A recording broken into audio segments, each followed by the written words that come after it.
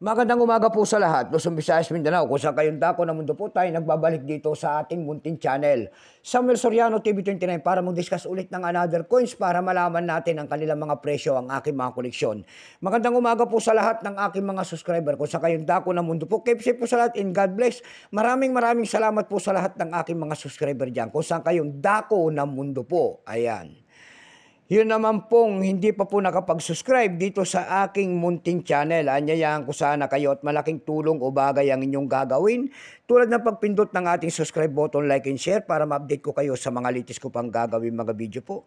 Maraming salamat din po sa nanonood doon sa aking FB page. Ayan, Samuel Soriano. Thank you so much sa mga followers ko doon sa aking FB page at yung mga nagsesend po ng star doon sa aking FB page. Thank you so much sa inyong lahat. Yun naman po hindi pa po nakapag-subscribe doon o follow my channel sana. Ayan, i-follow nyo naman po ang aking FB page. Thank you so much. Meron naman tayong pag-usapang barya at ito po ay barya po ng ibang bansa. Ito po ay pera po ng France. 20 centimes po, year 1990. Year 1988. Ayan, baka mayroong po kayong mga ganyan mga barya. Bultuhan po ang bili ko sa mga barya na ito at hindi pa po kamahalan. Ayan po. Bago tayo magsimula sa ating talakyan, kilalanin mo muna natin siya para malaman natin ang kanyang presyo. Issue po, France. Period, Fifth Republic, 1958, up to date po, type standard circulation coins. Years 1962 hanggang 2001 lamang. Value nito, 20 centimes France. Currency, New Franc, 1960 hanggang 2001. Composition po nito ay copper, aluminum, nickel. May bigat lamang 4 grams, may habang 23.5 mm.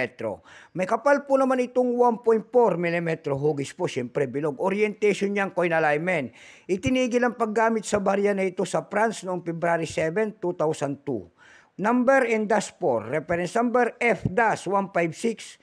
Ito pong year 1988, ito po ay 30%. Kung ilang piraso naman ang ginawa ng France sa hawak natin barya, ito po ay 223,230,576 piraso po.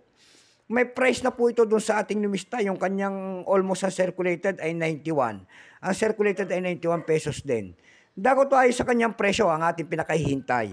Doon sa ating eb.com, may nakita ko tayo nagbebenta doon ng $8.30. Nasundan po ito ng $6.50 and then $3.82. Dako naman tayo sa Carousel PH. Sa Carousel PH po, nakakita tayo nagbebenta doon ng 250 pesos. Nasundan po yan ng 60 pesos.